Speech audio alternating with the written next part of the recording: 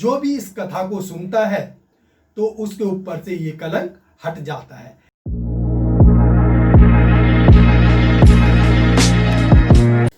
जय श्री कृष्ण साथियों, आपका स्वागत है हमारे चैनल ज्योतिष की शक्ति में।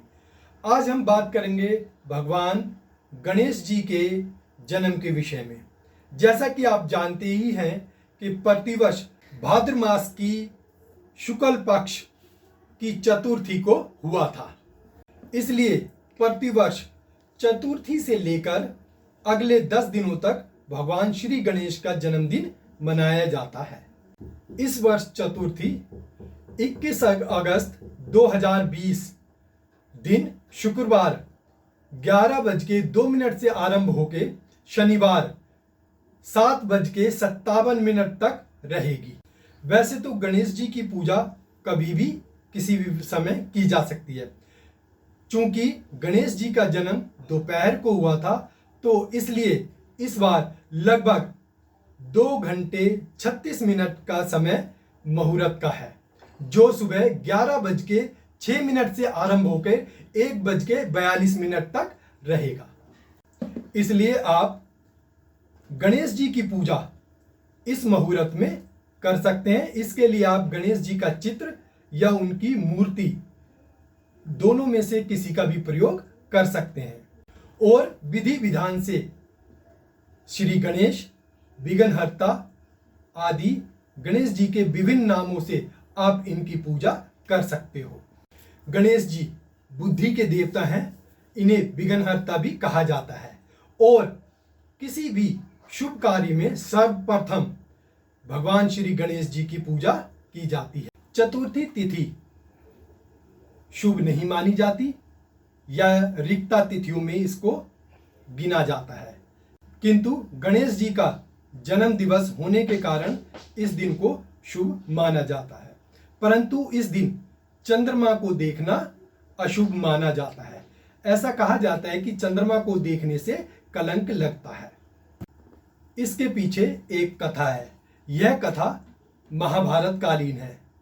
ऐसा कहा जाता है कि भगवान श्री कृष्ण के समय में एक राजा थे, जिनके राज्य में हर प्रकार की खुशहाली थी, जिसका मुख्य कारण एक मणि थी, जो सैमंतक मणि के नाम से जानी जाती थी।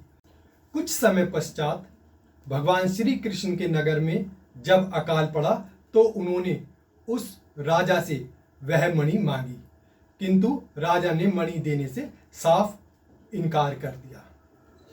कुछ समय बाद जब राजा का भाई उस मणि को लेके जंगल में शिकार के लिए गया, तो उसको किसी शेर ने मार डाला और उस शेर को जामवंत महाराज ने समाप्त कर दिया और वो मणि लेकर वे अपने घर या अपनी गुफा में चले गए।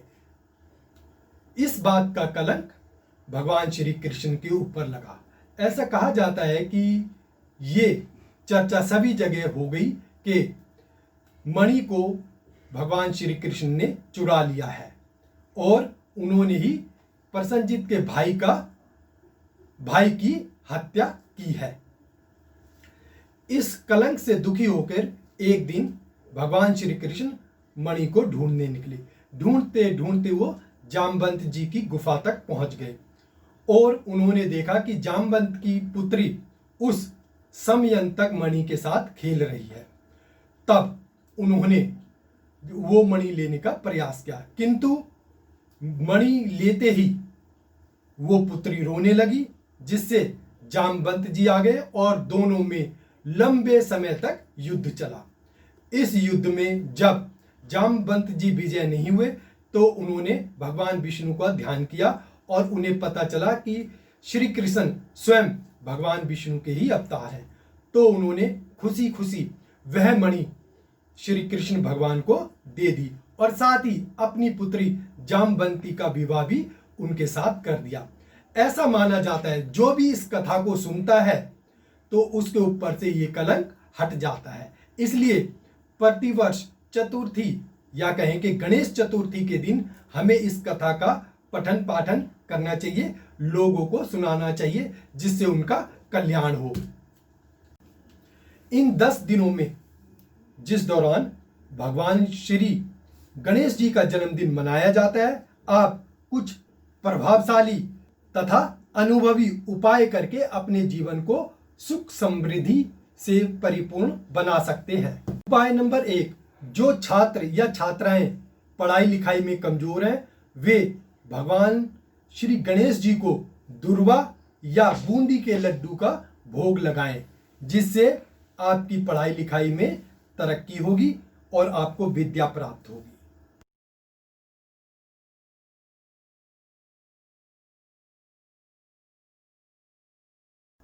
उपाय नंबर 2, यदि आप धन धान्य प्राप्त करना चाहते हैं तो भगवान श्री गणेश जी के दक्षिणावर्ती सूंड वाला चित्र या मूर्ति लगाएं और प्रतिदिन उसकी विधि विधान से पूजा करें।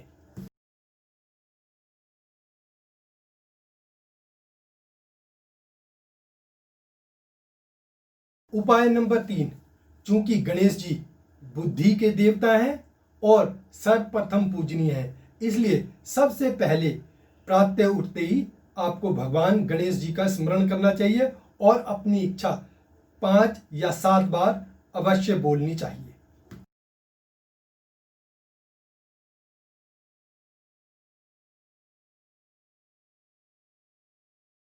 उपाय नंबर 4, यदि आपके कार्य में विघ्न आ रही है, काम रुक रुक के हो रहा है या होने में कठिनाइयां आ रही हैं, तो आप प्रतिदिन हरिद्रा गणपति या हरे रंग के गणपति की मूर्ति या चित्र की पूजा प्रतिदिन करें।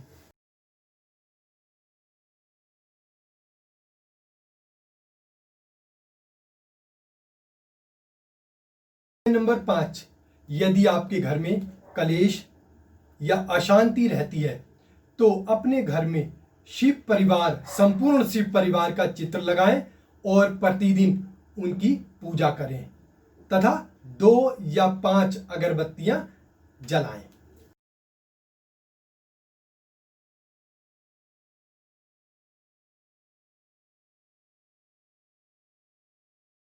किसी भी ज्योतिषीय समस्या के समाधान के लिए आप हमारे चैनल या हमारे फ़ोन नंबर पर संपर्क कर सकते हैं और हमारे इस चैनल को आप लाइक करें, सब्सक्राइब करें और दूसरे लोगों का भी कल्याण करें। धन्यवाद।